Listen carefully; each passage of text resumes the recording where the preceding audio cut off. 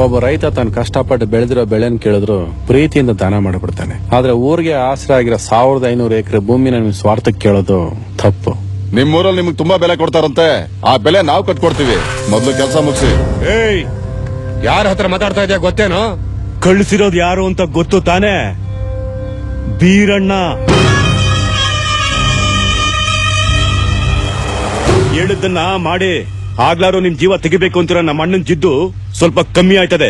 ಜೀವ ತೆಗೆಯೋ ಜಿದ್ದು ಕಮ್ಮಿ ಆಗುತ್ತೆ ಅಂದ್ರೆ ಅದು ನಮಗೂ ಸಂತೋಷನೇ. ಆದ್ರೆ ಅದಕ್ಕೆ ರೈತರ ಜೀವನನೇ ಕೊಡೋದು.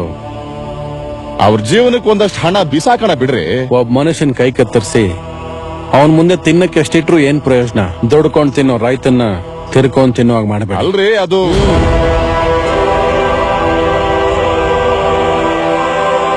ತುಂಬಾ ದೂರದಿಂದ ಬಂದಿದ್ದೀರಾ, ಕುಡಿಯಕ್ ಮಜ್ಜಿಗೆ ಕೊಡಿ.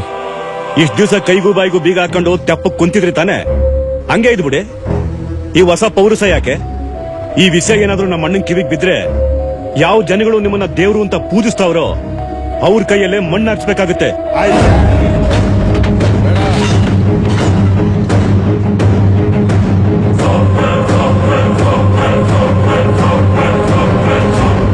ಮಾತಾಡಕ್ ಬಂದಿದ್ದೀರಾ?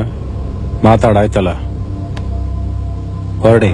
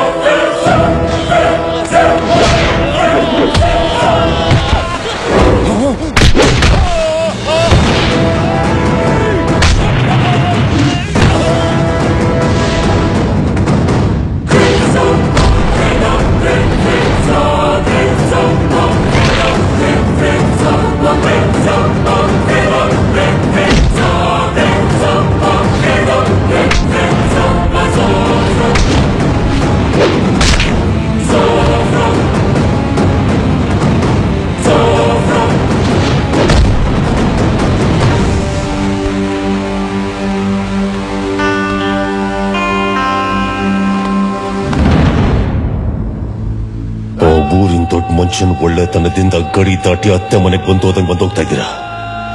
27 ವರ್ಷದಿಂದ ಒಂದು ಲೆಕ್ಕ, ಈಗಿಂದ ಒಂದು ಲೆಕ್ಕ. ಹೋಗಿ ಅವ್ರ ಮಗ ಬಂದಿದ್ದಾನಂತ ಹೇಳೋ.